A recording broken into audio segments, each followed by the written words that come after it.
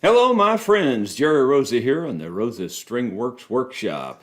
It's Friday, July 8th, and we're going to do a nice edition of Shop Talk. I hope that it will work well today. We started off a little bit questionable already because it's storming here on the farm. It's our first rain we've had in well over a month, and the Starlink link went down for a while. So I don't know. You know, if it goes down while we're in the middle of this, you'll know why. But it came back and I tested it, and the speeds, by the way, after I tested it when it came back, were not great. They were 16.5 down for the download and 11.2 on the upload. The upload's pretty good. 11.2, I can live with that.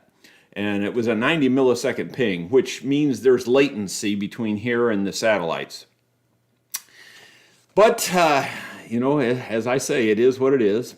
I've adjusted the screen colors, and I'm hoping that you like that. I wonder if I can adjust that on the fly. If I could adjust it on the fly, you guys could tell me which one the best one is. I'm going to try this. I doubt it will let me. Maybe it might. Yeah, it looks like it might. Here, so I was torn between this one, which the color you're seeing right now, this is the one I thought was the best. And here's another one that I thought might work. And I didn't know if you like that one better, or I'll go back to the other one, and I'd like to see it in your comments. So this is the one that I had chosen ahead of time, was this one. So if you like the other one better, let me know. Yeah, it's just saying a little too blue won't help me much there, Paul. I don't know which one's a little too blue. If it's this one or the other one. So this one here is called Dramatic. The other one was called Hearth. So I have it on Dramatic right now. Color looks very blue. So, and you're talking about right now. Okay. So you like the other one better. I'll go to the other one. Now this, I think the one that I picked there looked better here in person, but this is the other one. This is Hearth. So I can leave it on Hearth if you prefer. All the other choices looked really weird, so these are the only two that look pretty close. Somebody says Hearth looks better, so I'll go with that. It looks similar. This looks a lot brighter to me, and the only reason I didn't pick this one was because people had said it was too bright in the last one that I tested. But that one was with no filter at all. So this is a filter is what it amounts to. So, okay, looks like Hearth is it. So it looks like there's been a couple others that have seconded this one. Okay, we'll move on. We have a guest staying at the rental retreat right now. He brought me a couple of Martin guitars. You saw, you know, us do a little interview with him in a blog this week, or vlog, I guess you'd say. And Jim Whitsett is his name. We were able to fix up his Martin yesterday, the main one that he wanted to have work on. And he was, I think, very, very, very happy. He may stop in here because they're leaving to go back home this morning, but he's supposed to stop in here first before he leaves. And if he does, well, we'll get him on camera and let him tell you what he thinks about his guitar. Jim also gave me these. These are some koozies from Billy Bob's. Now, I don't drink in terms of alcoholic beverages, but these will be fine for a Coke can or, you know, Mountain Dew can or whatever. Dr. Pepper can. So they'll be perfect for that. Let's see. This evening we are jamming. If you're in the local area and you want to come to a jam, this evening we're jamming at the Senior Center in St. James, Missouri. It's about a 6 o'clock starting time, or 6:30, somewhere in there. So it's just about in the middle of town, so it's not hard to find, but you could probably Google it and find it. But anyway, the Senior Center in St. James this evening around 6. The status of the Gibson guitar is that I'm waiting on the tuning keys. I'll just show it to you real quick. It actually is looking pretty darn fine now. I'm pretty happy with it. Gonna leave it pretty much like it is. I still need to do a fret job on it, and I'm waiting on the tuning keys, and I've also made another part. I'll show you that. I made the truss rod cover there. In fact, I just put another coat of lacquer on that this morning. Now, for little tiny jobs like that, I was going to show you what I recommend. This is a nice product for the little tiny jobs. Minwax Clear Aerosol Lacquer works really well, dries really fast, easy to put on. So anyway, I don't know if that's on my products that I use list or not. If it's not, I'll try to add that to my products today on the website after our live vlog here, if I can speak. I can't even talk. Okay, so that takes care of that one. Now, the status of the Alvarez Mandolin hasn't really changed since the last time I showed it on a vlog or whatever. It's still the same. I do have this flat now. There's no underbow in it anymore, and I do have a lot of the taper taken out of it. I can't swear to you that it's 100% perfect, but it's pretty close. It's gotten a lot better. And so I'm at the point now where I need to make a wedge. I have measured what I believe is the correct height for that wedge, and I think it's 80 thousandths of an inch. But, you know, the question is, how do you make a wedge from here down to here, 80 thousandths at this end, tapering down to absolutely nothing at this end? That's a long, long taper. Now, it can be done several ways. Just like everything, there's always a million ways you can do it. But the two main methods for me would be, number one, do it totally by hand. And I feel like I can do that without too much trouble. In other words, I just make me an 80 thousandths thick board, glue it on here. It's 80 thousandths the whole way, but then I have to cut a taper into it. And I could take my finger planes and plane it down and plane it in scrapers and things and put a straight edge on here and keep doing that and checking. And I could do that, and I probably could do it in 30 minutes and make it just fine. That's one way. And for me, that wouldn't be a bad way. But there's probably a more precise way, I guess you'd say. Well, I don't even know that I'd say it's more precise, because I think I could do this really precisely by hand. But I would say an easier way, perhaps for most of you, to do it very precisely. And that's what our program's about today. I'm going to demonstrate that. So let me hang this back up, and then we're going to move the camera over here to the workbench, and I'm going to show you the setup for that.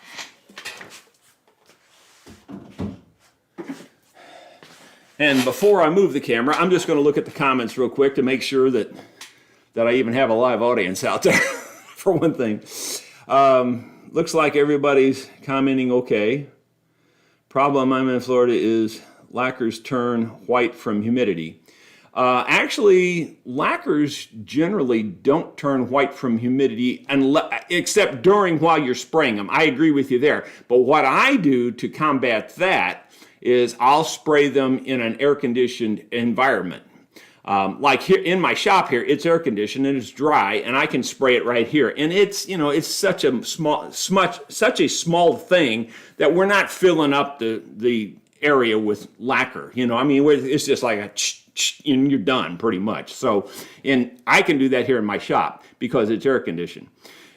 When you can't do that way, then what I recommend you do is you go to a door in an air-conditioned place, your house, your garage, wherever it is, and you just open the door, you spray it towards the outside, then bring it immediately back into the air conditioning, and typically they won't turn white then.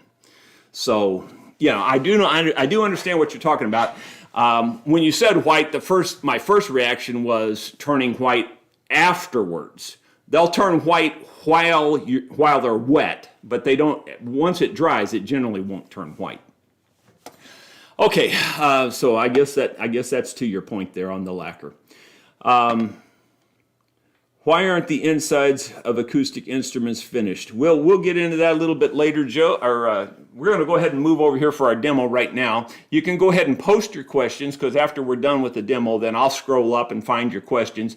Again, be sure to put 3 or 4 question marks in front of your question. I can find it much easier that way.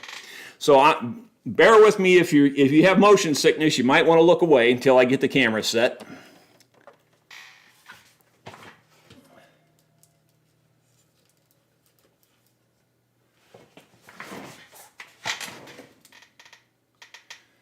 Okay, I think I've got the camera adjusted. I'm still monkeying with it a little bit. There it is. I think that's going to work. I'm going to turn on this extra light. It's going to wash it out at first, but I think it'll be better in the long run. Okay, to do this precisely, it's going to require some sort of a router, and I'll show you how I'm going to do that here in a minute. It's going to require a backing board that needs to be really flat. A piece of Formica, something like that. This is a piece of particle board that has had probably a baked on type enamel coating on it, or some very hard coating. And this board is very, very flat. I've tested it ahead of time, and it's really flat. So you need something that is very flat if you're going to do this accurately. The next thing you've got to do is make yourself a board that is of the proper thickness at the thickest point of your wedge. In other words, if you need a 100,000ths wedge from one end to the other, and this, by the way, the length of this doesn't matter. It could be for the length of a mandolin like this one is, or it could be for the length of a guitar. That part doesn't matter. But you need to, if you've determined that you need a 100,000ths inch wedge, then you'd make your whole strip 100,000ths inch thick. And you'll say, how do I make something that accurate? Well, you pretty much need a thickness sander for that. I mean, you don't have to have one. There's other ways you could accomplish it. You could actually accomplish it on a drill press with a spiral cutter and slide your board all the way through it with a spiral cutter and let it cut away everything to a particular thickness. That's dangerous, number one, and number two, it's kind of an awkward and kind of a messy way to do it. You could do it with a router. If you're really good with a router and you have an elaborate setup, you could get it down to 100,000ths of an inch thick. But anyway, the point is you've got to start with a board that's the thickness that you want your taper to be at the thickest point. In my case, that's 80,000ths. So I've already run this through my thickness sander and made it 80,000ths. And by the way, in terms of thickness sanders, if you go to Caleb Mills Guitars on YouTube, Caleb used to work here in the shop, as you know. He shows how he made a kind of a makeshift thickness sander that will do the job, and you could take his idea there that he has, and I think he got the idea from StewMac actually, but you could even go buy the one from StewMac, the setup that they provide, or you can make your own with a spindle sander. And if you don't have a spindle sander, then you could use a drum sander on a drill press and do the very same thing that Caleb did. So anyway, the point is there are ways to make a thickness sander fairly economically. You don't have to have one quite as elaborate as the one that I built. Okay, so moving on from there. So now we've got our thickness sanding done. We've got it at 80,000ths of an inch. So it's still a kind of a head scratcher as to how am I going to turn this into a long, steady, perfect taper. Well, the easiest way for me, and I'm sure there's many other options, I just made myself another strip of wood right here, and I think you can see it glued. It's glued under here already. This is already glued, by the way, and I'll show you how I did that too. But that little strip of wood right there, it's really not any bigger than this. You don't want it to be real big.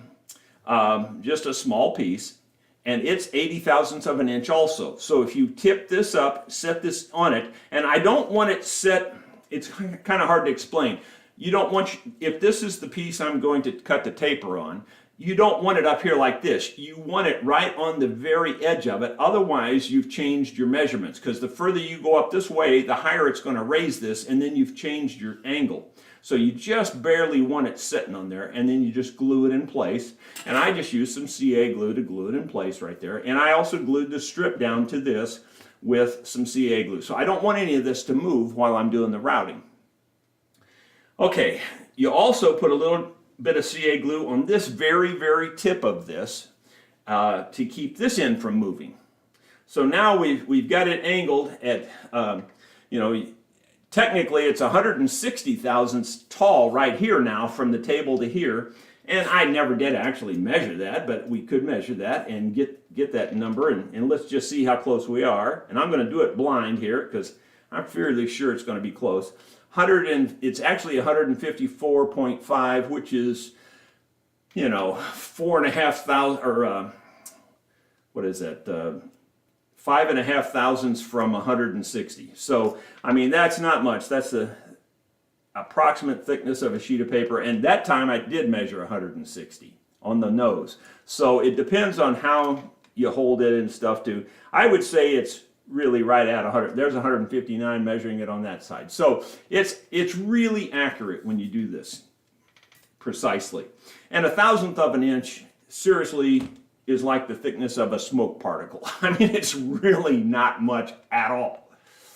Okay, so then you have to, you know, we've got it secured at both ends, but if you look at this, you can see how there's a flex in this. Well, you don't want any flex in this. And I don't know if you're seeing the flex, but there's flex in it. And we don't want that flex. So what I did was I just measured, you know, here and found approximate center. And this can be approximate. I made me a wedge, or another piece, I'm sorry, it's not a wedge. It's just another piece that's exactly 40 thousandths of an inch thick. And what I do is I slide it in here, and I slide the front edge of it to the middle mark there, or you know, right at the area that it needs to go into. So the front edge of that little strip is right on my center line there. And then I just take a straight edge and I press down, while I'm holding it here, I press down on this too to make sure it's not flexing, and it's not flexing anymore. And now I haven't glued this yet, but I'm going to glue it right now. There's a little CA glue, and a little CA glue, and I'm just going to go ahead and hit that with accelerator so it'll set up, and that should hold me good and still. And when I look through here, there's no light at all. It's perfectly flat the whole way, and now it doesn't flex at all. Okay, so now we've got a good setup here in order to cut a taper. Now what I did, again, there's a lot to this. See, the CA glue had to leak out there and get in my way, so I'm cleaning that off, sorry. But anyway, so then I made these two sticks, and I ran them through my thickness sander, and the height of these doesn't matter, as long as it's taller than your highest point that you're going to taper, that you're going to cut on the taper end. So it doesn't really matter. These could be a lot taller or a lot shorter, as long as they're higher than this point right here. But, you know, something in the middle, you know, not a real tall one and not a real short one is the preferred. So mine's probably about 3 times the height of this or something like that. I didn't even measure them, but it doesn't really matter. The main thing is that they have to be flat, they have to be perfectly level and parallel to each other. And then what you can do now is, I think what I'm going to do is go ahead and CA glue them down too, because I don't want any of this to move. Put a little drop here, a little drop there on both ends, and then I'm just going to turn it down and lock them right in there, and like that, because I do not want anything to move. And then I'm going to spritz that, and give that a second to set up. Okay, that's pretty solid. Now, some of this is going to be hard to get apart when we're done, don't get me wrong, but we'll get it apart. And again, I'm going to set these two and make sure that it stays flat. Okay, so now I've got this board running at an angle, and now I just set, you've got to have some kind of a flat bit that will cut on the end. And this bit here has a cutter on the face of it, on the bottom end of it, if you will. So how do you set this to the proper depth on this? And this is the most critical setup point right now. After you get this far, this is very critical. What I did was, I took a little piece of paper, and in this case, it's a real thin piece of fine sandpaper. When I measure this, this measures at 7/1000ths of an inch, and I thought, well, 7/1000ths of an inch would be just about perfect. If you can see it there, it's 7/1000ths. I thought that would be just about the perfect gap to have, because it's very tiny, and yet it's just about perfect. So what I did was I moved my router to the end here, and I had it sitting flat on these boards, and then I just set the depth of my bit to the top of that piece of paper sitting on this 80/1000ths piece right here. Because this and this are the same thickness, I could use this just as accurately as I could use this far end down here. In fact, it's probably more accurate because this is sitting perfectly flat, where this is actually sitting on an angle. So that's what I did. And so I've got my depth set to that right there. So now I can start down at this end, and to do a sanity check, you should be able to move it right here, and it really shouldn't touch. But as soon as you start going that way, you should start to feel it touch. And right just about I don't know, 3/8 of an inch in, I can feel it dragging pretty hard. So now we're ready to cut this. And this will probably be the first thing I've actually done live on the show as far as real work on an instrument. So we've got to make this happen. So I might as well turn this on and do it right now. So I'm going to give you a noise warning. You may want to turn your headphones down or whatever you're listening with. I'll give you just a second to get it turned down. And here I go. I'm going to turn it on. No, I'm not, because I didn't plug it in yet. Caleb knew that was coming, by the way. I do this all the time. I never plug anything in until I'm ready to use it. And then I always forget, especially when I'm talking. Okay, there it is. It's on. I'm going to turn the speed up because it's really slow.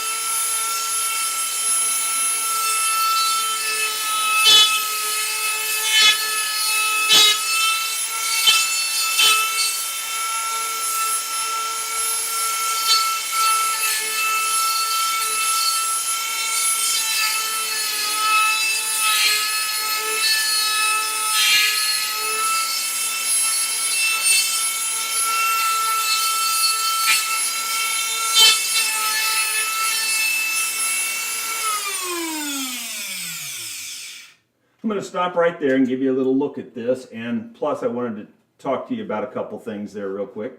I'm going to just throw the dirt down there on the ground, and you can see how it's actually starting to cut that taper. You can see that it didn't cut anything down here, and it's just cutting more and more as we go further and further. So this end is actually going to be the thick end. This end's going to be the thin end because it's supported by that same thickness. Okay, what I wanted to tell you about is, like, when you have this set like this, and especially maybe on a guitar fingerboard or something like that, where you're trying to cut a long tapered wedge, you may run out of real estate with your bass. And so in my case, what I did to combat that is I just turned the bass this direction, see? That gives me, I can get all the way over to this edge, I can get all the way over to that edge, and then I can get all the way over to this edge, and everything's still supported. So I just wanted to point that out. Now, if you have a round bass, you're not going to be able to do that, but you definitely want to make sure that whenever you move it all the way over here and all the way over there, that you're supported. So you want to check that before you even start. So here we go again. I'm going to turn it back on and try to finish cutting this.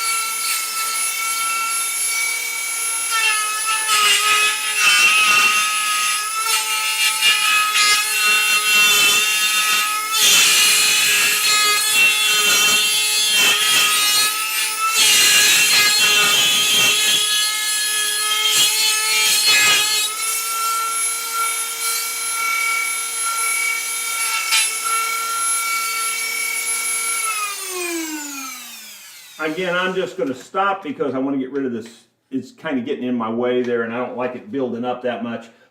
So I'm just getting rid of that. And that way I can see where I've missed, and I see a spot I missed there. So I'll pick that up here.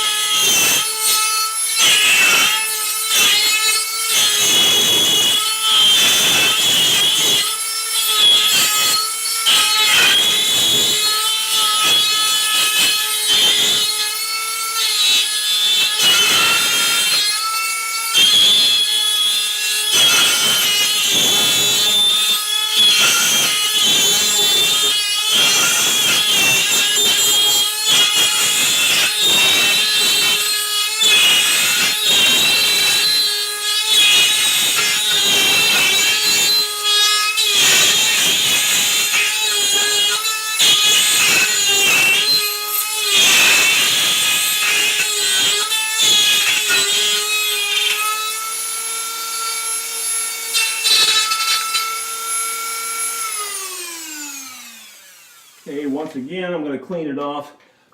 Now, I forgot that the microphone is sitting clear over there, so perhaps this wasn't that loud anyway, and perhaps you may be even having trouble hearing me talk because of that. So, you know, sorry about that part, but I didn't think that through. But anyway, actually, it's starting to get a little flimsy. This might have required some more wedges up across here, you know, to be honest. So I don't know. I think it's still going to work, but it looks like it is getting a little flimsy. So I got to be careful.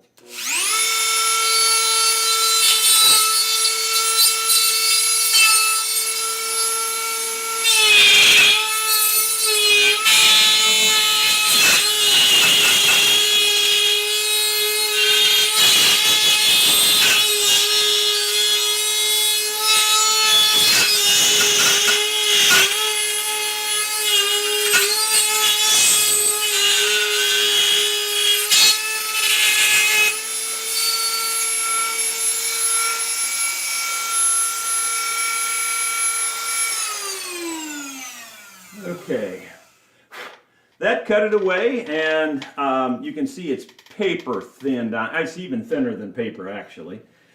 And what I got to do now is get all this broke loose, and it might be a little bit of a chore to get it all broke loose, I'll be honest. But we'll get it broke loose one way or the other.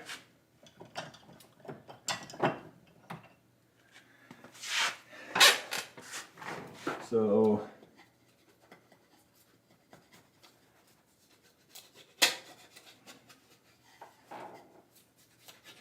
there it goes. It came loose pretty good. Got a little bit of a spot right there. Okay. looks like the glue ran up underneath this thing and made a mess right there, but more than likely I can get that off too. Yeah, no problem. Okay, so it is a real long, thin taper. You can feel it. I feel like it's pretty darn accurate. Looking at the edges of it, I don't know if you can see it up close there, but looking at the very edge, it's a very long, thin taper. Looks real good to me. Paper thin up here at this end, 80 thousandths at this end, and I think it's going to do its job. I mean, it needs a little bit of cleanup, but no problem at all. Now, what we need to do now would be to take this and glue this right on the fingerboard and then do the cleanup. It would be easier to do the cleanup accurately after it's actually glued on. So I'll do that, but I'm going to save that for another video or put it in the real video. So I hope you enjoyed seeing how I cut a taper. I should have gave you a motion sickness warning there, sorry.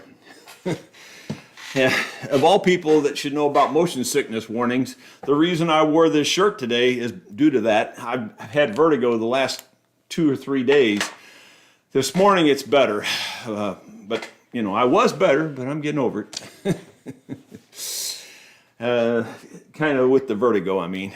I was fine 2 or 3 days ago, and then I had vertigo for several days, so I was better, but I got over it. Anyway, I hope you enjoyed that little demonstration there. I hope it made sense to you. We'll look for your questions now. I'm going to scroll back up, way back up, in fact, and see if I can see where the first question came in. Okay. Looking for it. If I miss it, I'm sorry. Renee, I think I must have missed one. Oh, yeah, here we go. Cleveland Joe, he says, why aren't the insides of acoustic instruments finished? Wouldn't the finish help harden the top? Well, let me explain it like this. I no longer let anyone, including myself, if I can help it, hear an instrument until it has the finish on it. And you might say, well, why would you do that?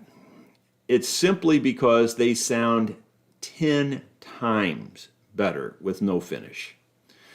And you think, well, then why do you put finish on them? Well, you need the finish, otherwise they look like a grubby garbage mess in about a week. You know, if you don't have a finish on a piece of wood, it gets grody looking really fast. It don't take long at all, especially with sweaty hands, sweaty body, that whole thing. And the wood, it will continually warp and change because of humidity and moisture and sweat and different things. So you have to have a finish on them. But just the fact that they sound so much better without a finish than they do with a finish should answer the question why you don't finish the inside. It's just that simple. So I hope that makes sense to you. They really do sound amazing without any finish on them at all, because I've done it. I know what they sound like, and they sound amazing. What are the, I see one here from Matthew, but I only saw the question mark at the end. So again, I'm just going to reiterate, try to put question marks in front of your question so I can find them easier. But I did happen to see this one. Matthew Greco says, what are the tonal benefits of deer antler saddle for guitar rather than bone, ivory, or tusk? Well, first of all, tusk is plastic. It's just plastic. You can call it tusk. It was just a marketing gimmick. It's absolutely plastic, so it's just a fine grade of plastic. Plastic just is never going to sound as good as bone or antler. In terms of the difference between bone and deer antler, they're basically the same thing. Deer antler is the fastest growing bone in the world. They fight with their antlers, so therefore the exterior part of the antler is a little bit harder than your standard bone, at least in my opinion. That's just my opinion. I don't have any scientific evidence of that. But you could imagine the way they crash together and fight with those antlers, they've got to be very strong. So Anyway, that's probably the biggest difference between antler and bone, is just that I think the antler is a little bit stronger. Therefore, it's a little bit stiffer. Therefore, I think it transfers the sound just a tiny bit better. Could I hear the difference in a blind test? The truthful answer is no. I doubt I could hear the difference between deer antler and bone in a blind test. So I'm just being honest with you. Why do I use antler then? Because I don't have to do anything to antler. Bone, you have to cure it. I mean, if you take a raw bone out of an animal, it's going to stink and rot and everything else. It's not good until it's been cured and you handle it properly. Deer antler, on the other hand, is cured naturally. And you can just take it and use it immediately. So that's why I use antler, if you really want to know the whole truth of it. And, well, not so much even that. It's just that it's hard to find a piece of regular bone even in a cow. And I went to a butcher shop, and I was going through all kinds of bones in a butcher shop. Couldn't find bone thick enough to make these. I mean, really. Bone is actually fairly thin. It's hollow and got a lot of marrow in it. And even a big heavy bone on a cow, you'd be surprised. It's pretty hard to find enough, it's big enough to make this. Where the antler at the very base is very solid, as you would imagine, because they fight with it. And that solid part is what I make these out of. And even saying that, there's always, porosity in these. Like this side here is pretty solid. But this side here, which would have been more the inside of the antler, is got some porosity in it. And they're all going to be that way. I say all. Every once in a while you'll get one that's just it's really perfect, but you can't find very many perfect ones even in an antler. So that's the story that's my opinion. Now, when you throw in ivory, ivory's a different animal kind of altogether. Ivory is exceptionally hard. It's just like your teeth. And I don't deal in ivory at all. Plus, it's frowned upon because of all the cultural and I don't know what I can't even think of the right words now. Endangered species type reasons. So ivory, I don't ever mess with. And then when you hear, and there's one more buzz term out there, that tusk, like I said, is just plastic. You can believe what you want, but it's plastic, period. End of discussion. That's all there is to it. It's kind of like micarta in a sense, that it's just a high grade of a plastic. Micarta is a little different. I think it's got a little other stuff in it besides plastic. But anyway, it's just basically a man-made material.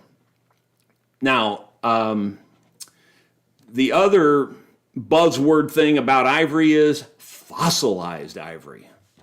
Well, all that means is, quote unquote, is that it's old ivory and it's grandfathered, I guess. It's not fossilized. If it was technically fossilized, it would be stone, it would be rock. And you would not want to use that. So I'm just telling you all those buzzwords that people use for marketing, and there's so much marketing hype in music, in instruments. And that's, well, I don't even want to get on that big soapbox, but that's the difference. And I just don't use ivory, period. Okay, moving on. Renee Pena says, your opinion on Martin versus Gibson bridge designs. Well, Gibson bridge designs, when they're adjustable on acoustics, absolutely suck. That's the end of the discussion on that one. They just aren't any good. Those adjustable bridges on Gibson acoustic guitars, all of them should be thrown away, in my opinion. I've never seen a good one. I've never seen one that sounds as good as just putting a solid saddle in an instrument. You could say, well, that's just your opinion. Yeah, it is my opinion. But it's an opinion based on 40 years experience. And in my opinion, I wouldn't give you, and I'm not making this up, I'm telling you black and white straight, looking right in your eyes, I would not give you 50 cents for a pickup load of those bridges that are adjustable. Wouldn't give you 50 cents for it. In fact, I'm not even sure I'd want them, because I'd have to pick all the metal out when I burned them in my wood stove. Of course, I could scrap the metal. So it'd be worth something, I guess. So maybe 50. All right, I'll give you 50 cents because I could scrap the metal. But that's it. Piece of junk. So that ought to give you the answer that I prefer the Martin. But it's not even Martin. I mean, any solid bridge is better than those adjustable bridges that Gibson used. Let's see here. People are talking about buffering and stuff. Well, sorry about that. I don't, it's just, that's just going to be part of it, and I can't do anything about it. I have set everything to the, well, technically I could drop the resolution more, and if you prefer that over the buffering, I could do that. It looks like there's drop frames happening here. I set a detector on this thing, so it looks like there's been a lot of drop frames over the last 2 minutes. It said 52% are dropped, so that's not good. It may be that I'll have to go back to that next lower resolution. It could just be attributed to the fact that we're having really super cloudy days today. I'm sorry. So I apologize for that, but I cannot change that on the fly. It won't let me. I've tried it before. So we'd have to end the deal. Gary Boer, Jerry, have you thought about using copy carver for Mando tops and backs? Yes, I've even made one before. It would help tremendously to save your hands. Yeah, Gary, and if I was just starting out, I would just get me a CNC router. It'd be no problem at all. Now, I'm not interested in anymore, and I've run my race, and I'm in the checkout generation. That's just the truth of it. The hands are not good, and well, neither is the rest of the body. Some of you already know this, but I can't even lay down anymore, and I haven't laid down in a bed for just about 20 years. I've had to set up at night and sleep. I cannot lay down. My back and spine and neck are so bad that I'm just stubborn, and that's why I keep going. And if I didn't keep going, I'd already be in a wheelchair. I'm pretty sure I can tell you that and be honest and truthful with you. I'd probably be in a wheelchair had I given up, kind of like my dad did. My dad gave up in his 50s because of all his severe arthritis and everything. I've got my mother's willpower, I think, and so I'm just keep going and keep trying. But I'm kind of over it, Gary. But yeah, you make a great point. I mean, it's absolutely for sure it would help, but I'm past that stage, I think. Brian, let's just sorry, I thought I saw a question there. It scrolled up on me, so I'm looking to find my place.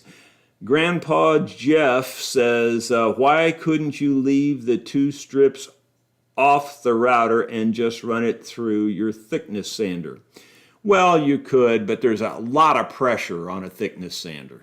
I mean, you make a good point. You could do that, but if you ran it through the thickness sander, the sanding is heavy pressure on it, and it would bend it and it would scallop it. You couldn't do it well. Yeah, if you took 1/1000th of a bite each time and you ran it through there, 80 times or whatever, you could probably get it done.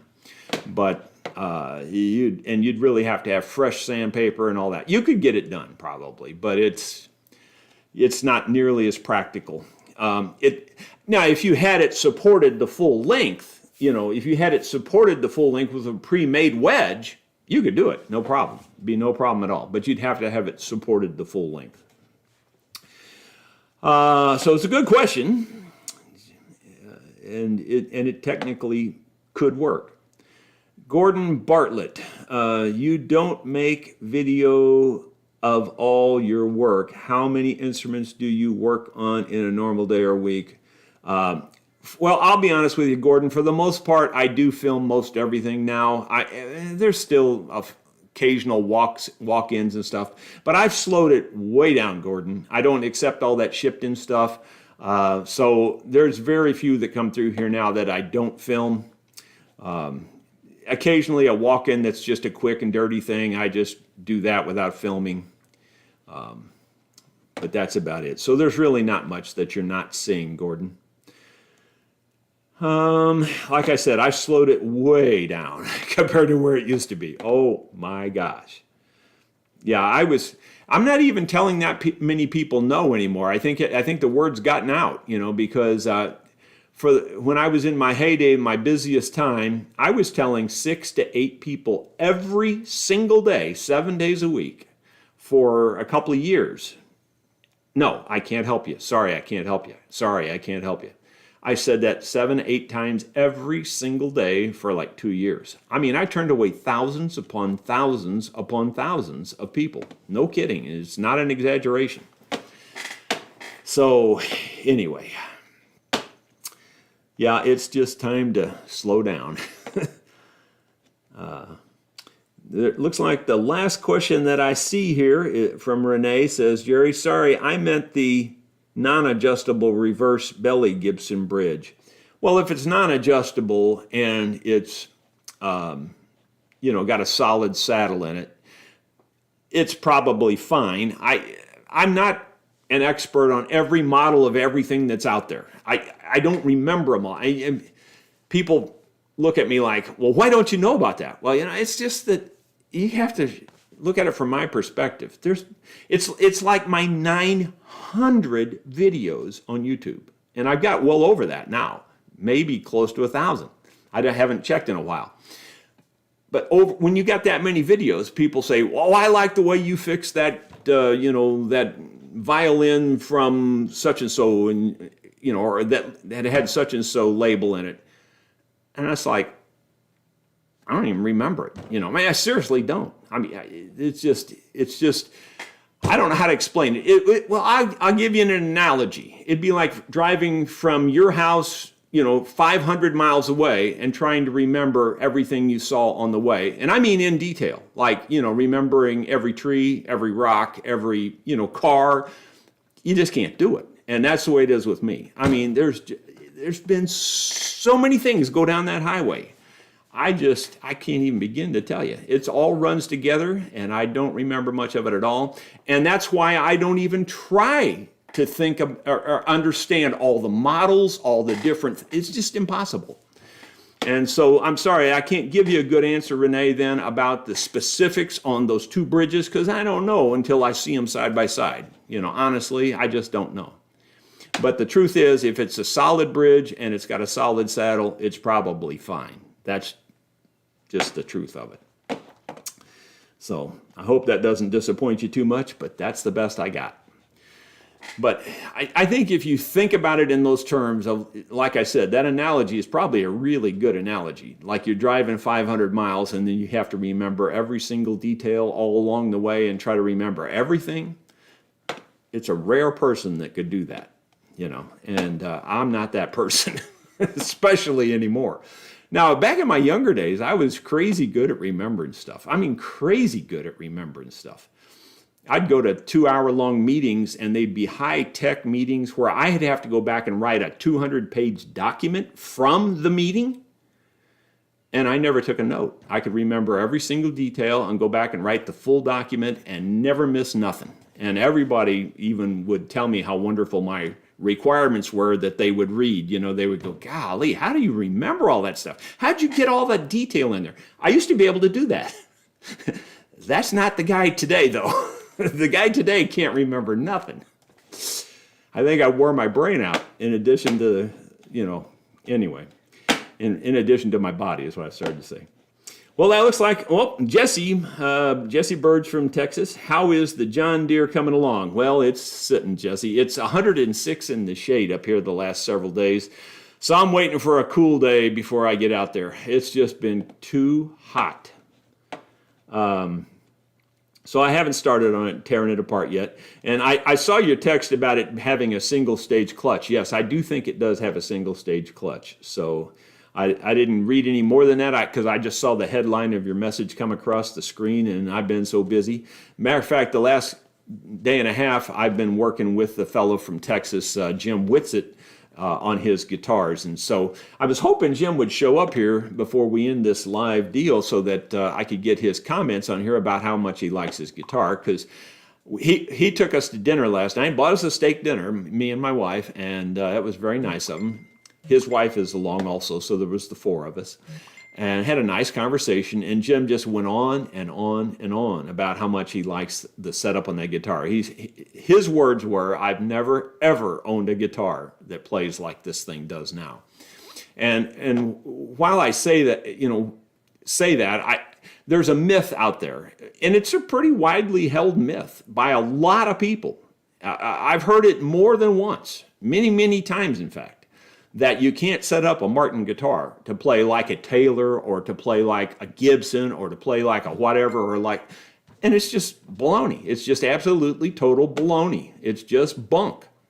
You can set up any guitar. Now, there has to be certain truths before you can do this.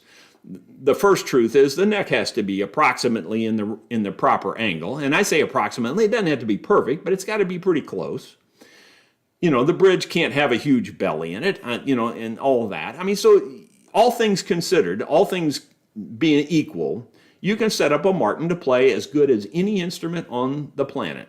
You can set up a Taylor to play as good as any instrument on the planet. It doesn't matter the brand. That's got nothing to do with nothing. So I just want to dispel that myth. And I've heard it many, many, many times. It's not like I've just heard it once. That you can't set up a Martin as good as you can set up a Gibson. That's just total baloney. Absolute total baloney. Bring your Martin here if you feel that way, and I'll prove it to you right in front of your eyes, because that's the way I did Jim. He sat there and watched me do it the whole time, and I showed him exactly how you can make it play perfect. And I kind of wish, well, you will see it in a future video. When that video comes out, you're going to really want to watch it if you're into setup, because there's some detail about the nut that you're going to really want to pay attention to. And I'm not going to give all that away because you'll see it in the video, but you're going to really want to pay attention to how I made that thing play better at the nut end, especially. Okay, let's see. Are there any more questions, or are we done early? Jerry, since you are slowing down, is there someone you would recommend to work on instruments? Well, John, the truth of it is, in all my 40 years of doing this, I have never cooperated, networked with anyone else. So I don't honestly have a single recommendation out there. And that's just the truth. And it's not that I'm smug or, big-headed or that I think I'm better. I'm sure there's plenty of guys out there that are absolutely wonderful about their setups. I just don't know who they are. And that's just the bottom line truth of it. I'd tell you if I did know, but I don't know. Caleb is the closest thing I can recommend, and Caleb is new at it, but he understands it pretty well because he learned from me, and I think I've shown him very well, and he understood it very well. Can he match what I do? I would say in some circumstances he can. I'm not saying he can in all circumstances, but in many circumstances, I'd say he can match. So Caleb Mills' guitar would be my only recommendation that I can give you, and that's only because he apprenticed here for about 1.5 years. But thanks for asking. I wish I could give you a better answer. There's just some things I don't know. Somebody says, hit the like button. Yeah, how about that? Just hit the like button.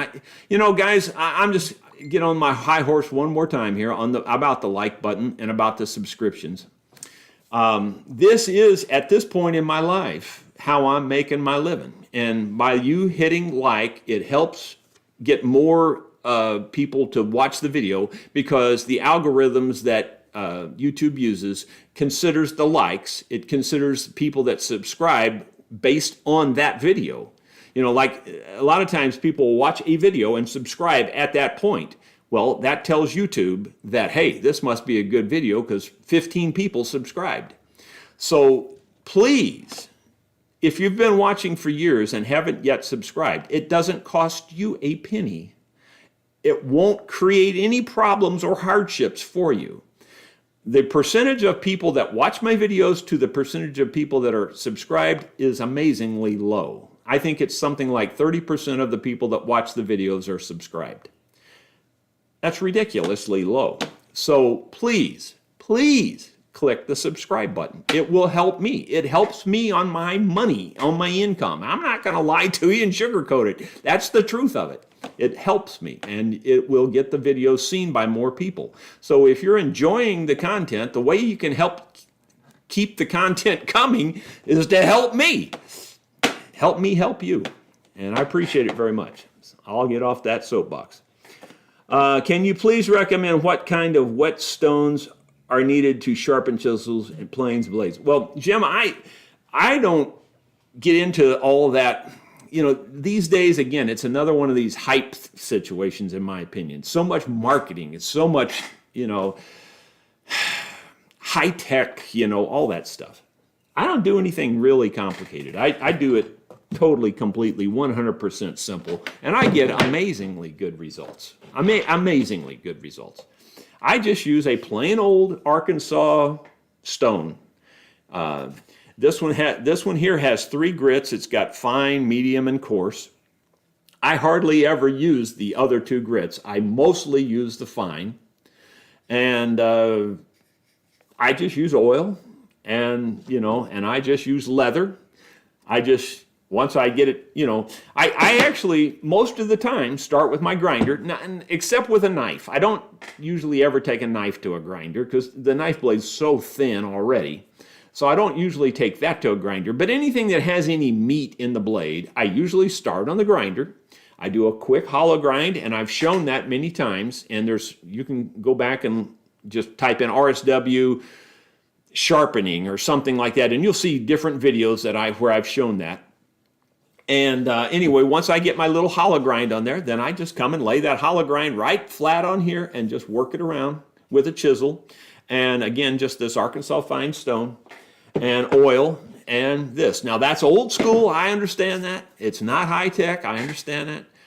But it works like a dream. I don't see why you would need anything else. And I can do that, and I'm not lying and I'm not exaggerating. I can go from absolutely blunt dull. Like, in other words, if you took a hammer and drove it into a rock, I could take that chisel, if it's one of your best chisels, and in less than 5 minutes, I can have it shaven hair. And 5 minutes is a long time. I could probably do it in 2.5, 3 minutes. And I'm not kidding. And that's not an exaggeration, and it's not a bunch of hype. It's just black and white, just using old school techniques. And it's just that simple. I call it a brag if you want, but it's just, to me, it's just a fact instead of a brag. But there you go. So, Jim, I hope that answers your question. I don't do anything special on it. Dave Burton, I found an old Esteban guitar at a yard sale. I think it would be a good candidate for my first neck reset. Have you ever worked on one of these? I think so. Is that the Cadillac deal? It's got a Cadillac emblem on it, I think, from Esteban or whatever. Anyway, I've had one of those in the shop, and yeah, they're just kind of a cheap guitar type thing. It was one of those, again, it was another marketing hype thing that was sold on a lot of the TV channels. They were showing how wonderful they were, and they had an expert guitar player playing them. And of course, when you have an expert guitar player playing them, a tin can with rubber bands on it sounds pretty darn good, you know. So it was just one of those big hyped up things that they were selling on the, I don't know, what do you call those channels? I can't even think of what they're called, those marketing TV channels where they sell everything. When it comes to thinking of words, I can't think of them most of the time. But yeah, I have had one, and it would probably be a good one to do a neck reset on. I'm Jeff Puris. Sounds, I may need to make a road trip for you to lay hands on my D28. It sounds terrible. Well, Jeff, I wish I could put you in touch with Jim, because he would tell you what we could do to that. It would not be a problem if you brought it here. I'm positive I can fix it up for you. By the way, there's some more questions scrolling up all of a sudden real fast, but before I get to those questions, I just want to fill you in on a couple more things. I plan to keep the rate for the rental shop low for anybody coming here to do instruments. I'm going to plan to keep it at around $85, maybe $100 a night. And you say, well, that's not low. Well, it is when you compare it to most motels and places. Like Jim Whitsitt, that's here from Texas, he says, man, you guys are nuts renting this for $85 a night. He says, you should be renting this for, he actually said $300 a night. He says, down in Texas, this would rent for $300 a night, I guarantee you. And he said, he said, you really should raise your rates. He says, you might want to keep it a special discount for people that are, coming here to work on instruments. And I will. I'll keep it. It's right now at 85, and I don't plan to up it right away if you're bringing an instrument here. But it probably won't go to more than 100 a night for people that are bringing instruments here. But for people that are just coming for, for fun and just maybe to do a shop tour and things like that, we'll probably go up to 150 a night, something like that. And even that's still dirt cheap compared to like when I go down to, Mountain View. I mean, I'm staying in a reasonably nice place, but I guarantee it's not as nice as my rental house here. Guarantee it's not. And I'm paying like right at 150 a night for that. So there you go. So just telling you that those rates may go up a little bit in the future, but right now I'll still rent it to you for 85 a night if you get your rental in fairly quick. You can, and if you want to do that, you just go to my website and there's forms you fill out. That'll get the ball rolling. My wife or Emery or both will contact you and get the ball rolling. I think all that we require at this point in time is a $50 deposit. So if you do want to come here, we'd love to have you. We've had people from all over the United States, just really from everywhere. Yeah, there were some people here last week that were from, I think, Minnesota, and this week Texas. And so there's that. Okay, let me see if I can get these last few questions here, and then we're going to call it good, I think, because we're basically out of time now. Let's see. So how about stop posting the questions now because I'm not going to get to them. I saw one here and it moved on me. I heard the boys at the acoustic shop say yesterday you need to keep your humidity. What do you say? Well, everybody's got an opinion on the humidity thing. I say if your house is properly air conditioned and humidified, you don't need to do a darn thing. And I stand by that black and white, and I'm not even going to argue the point. That's just black and white, in my opinion. Its marketing hype is all those humidity things were, and in my opinion, some of them do way more damage than not doing anything at all. So there you go.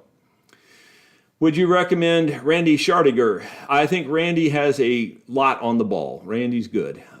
He helped me out a lot when I first got started. So I don't typically make recommendations, but I'm sure Randy would do a fine job. The only thing I have about anybody is, and I have to be honest, lately I'm kind of like this, is getting to it. A lot of shops will keep that's what that's what I think I'd be real careful of when you go somewhere, wherever it is to look and see how long they're keeping instruments, if you can figure that out. And maybe talk to customers. How long did it take you to get it fixed? I mean, lots of places will keep them a year before they even start on them, and that's not been me. Now, this Gibson has been here, not a year yet, but it's been here long. That's the longest world record for me. I've never had one here this long. 2 or 3 months usually is about it for me, although when we were getting really busy, I was stacking them up there, and, even then I still wasn't taking a year, but they were waiting a little while, several months on some of them before I actually got to them. Okay, Carl May says, what type of oil? I just use 3-in-1 oil on this. That's all I use. And you could use just any kind of oil for the most part. It really doesn't make too much difference, honestly. Oil's kind of oil. It really doesn't matter that much. There's a lot of hype behind oil, too. And I can even actually show you, well, I can't show you because I don't know where it's at, but I have read, and I know I have absolutely black and white read this, so I'm not making this up, where I was reading in Martin's book one time where they said use 3-in-1 oil on your fretboard. It's perfectly fine. It's oil, you know. I guarantee I read that. Absolutely for sure. I'm not making that up. So oil is oil, kind of, sort of. I mean, there's some definite differences on certain kinds of things, but your typical oil like 3-in-1 or, I don't know, it won't hurt your wood or anything. You know, I'm sure there's different kinds of oils out there you would not want to use. Gotta Flyby says, can you talk a little about the bit you used cutting the taper for the Mando? That's one of my favorite kind of bits to use. I'll just take it out of here and show it to you up close. Now, I like them better, and I have found a couple with some spirals in them. This one doesn't have spirals. This has straight cutters. I like it better when these side cutters are spiraled. But the end on this is, I don't think it's going to really focus very well. Sorry. But the end has cutting on it also. So it cuts on the side and on the end, and this one's a tapered one, as you can see. It doesn't really make too much difference on that. You don't necessarily need the taper. As long as the side can cut and the bottom can cut, you're good to go with, you know, using it for cutting that taper. And you can get them off of eBay or, you know, different places like that. You can find all kinds of those cutters. Woodworking places, of course, too. All right, let me see. I think I'm just going to answer one more question here, if I can find a good one here. Marcus Dressen Guitar. Jerry, have you heard of Ted Woodford? Yeah, I've watched a lot of his videos. He's good. He uses foam cutters to heat up necks for resets. He uses foam cutters. I'm not sure I know what that means. To heat up necks for resets, and it seems to work great. Completely without water. Well, yeah, that may be fine for him. I'm just going to tell you, I don't like the dry idea of trying to take a neck out. I don't know how you could possibly get it hot enough without damaging something to heat up the neck, to heat up the glue that's in those dovetails and all around the face of the neck and everything. I don't see how it's possible. I mean, I'm not saying you can't do it. I know people do it, but I'm not interested. Except for that Yamaha, I have never had any problem taking the neck out of a guitar. I mean, some have been a little harder than others and maybe taken me 30 minutes, 30 minutes max. But I've done it, a lot of them, way under 20 minutes. So I think my record for sure on video, absolutely that I know, was right at 15 minutes. And that was one that I glued in with Titebond. It was a guitar I built. So I took it out and reset it in 15 minutes. And that was with Titebond by using the water method. I'm not opposed to the other methods, you understand. And at this point in my career, it's more like I'm not interested in the other methods is really where it's at. It's not that I'm opposed to it. I'm just not interested at this point. I'm done. I'm over it. We're on the downhill slide. But there you go. So thank you all for being so nice to me. I appreciate it if you would give it a thumbs up. I appreciate it if you would subscribe. Make sure that you haven't been unsubscribed. If you haven't checked in a long time, you'll be surprised. Sometimes you get unsubscribed, and we don't know how it happens. I suspect that some people accidentally think they're not subscribed and they click it again. And once you click it a second time, it'll unsubscribe you. So it's one click for on, and the next click turns it off. So make sure that you still are subscribed. Just look at it and see if it says subscribed or unsubscribed. So anyway, just check that out. But thank you so much, guys. We'll see you soon. I'll be turning loose a short little miscellaneous video yet today, and I think we'll have another instrument type video for you over the weekend. But I can't be 100% sure of that. Emery's not here right now to ask. Thank you very kindly. We'll see you.